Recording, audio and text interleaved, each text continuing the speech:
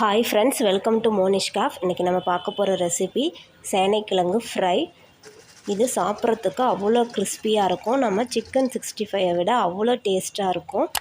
இது சாம்பார் சாதம், ரசம் சாதத்துக்கெலாம் தொட்டு சாப்பிட்டோம்னா காம்பினேஷன் அப்படி ஒரு தூளாக இருக்கும். வாங்க ஃப்ரெண்ட்ஸ், அது எப்படி செய்கிறதுன்னு பார்க்கலாம்.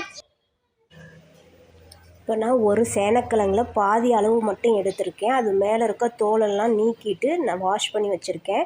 இப்போ இதெல்லாம் நம்ம பொட்டேட்டோ ஃபிங்கர் சிப்ஸ்க்கு போடுவோம் இல்லையா, அந்த ஷேப்பில் கட் பண்ணியிருக்கேன். உங்களுக்கு எந்த ஷேப் வேணுமோ அது மாதிரி கட் பண்ணி வச்சுக்கோங்க. இப்போ கட் பண்ணதெல்லாம் நான் ஒரு பவுலில் போட்டுக்கிறேன். இப்போ அதில் 1/4 டீஸ்பூன் அளவு மஞ்சள் தூள், 1 டீஸ்பூன் மிளகாய் தூள், உங்களுக்கு காரத்துக்கு ஏற்ற மாதிரி சேர்த்துக்கோங்க, 1/2 டீஸ்பூன் மல்லித்தூள், 1/4 டீஸ்பூன் கரம் மசாலா, தேவையான அளவு உப்பு, ஒரு 1/2 டீஸ்பூன் அளவுக்கு இஞ்சி பூண்டு விழுது சேர்த்துக்கிறேன். சேர்த்துட்டு இது எல்லாத்தையும் நல்லா கலந்து விட்டுருங்க. கொஞ்சம் கூட தண்ணியே சேர்க்கக்கூடாது. அந்த கிழங்குல இருக்க ஈரப்பதமே நமக்கு சரியாக இருக்கும். இங்கே பாருங்கள், எல்லாத்தையும் சேர்த்து நான் நல்லா கலந்து வச்சுட்டேன்.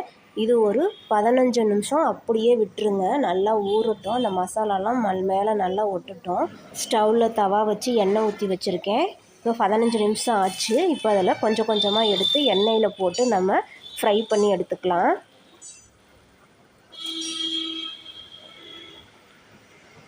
நல்லா எண்ணெய் காஞ்சிருக்கணும். காஞ்சதுக்கப்புறம் சிம்மில் வச்சுக்கோங்க. சிம்மில் வச்சுட்டு அதுக்கப்புறம் போட்டு ஃப்ரை பண்ணி எடுங்க.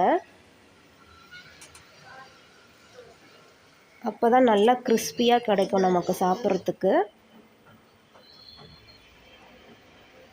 பாருங்கள் ஃப்ரெண்ட்ஸ், எவ்வளோ சூப்பராக வந்திருக்கு. அவ்வளோ கிறிஸ்பியாக இருக்குது. இதே மாதிரி நான் மீதி இருக்கிறதையும் போட்டு ஃப்ரை பண்ணி எடுத்துக்கிறேன். அவ்வளோதான் ஃப்ரெண்ட்ஸ், நல்ல கிறிஸ்பியாக டேஸ்டியாக சேனைக்கிழங்கு ஃப்ரை ரெடி பண்ணியாச்சு. நல்ல கிறிஸ்பியாக வந்திருக்கு. டேஸ்ட்டும் ரொம்பவே சூப்பராக இருந்துச்சு.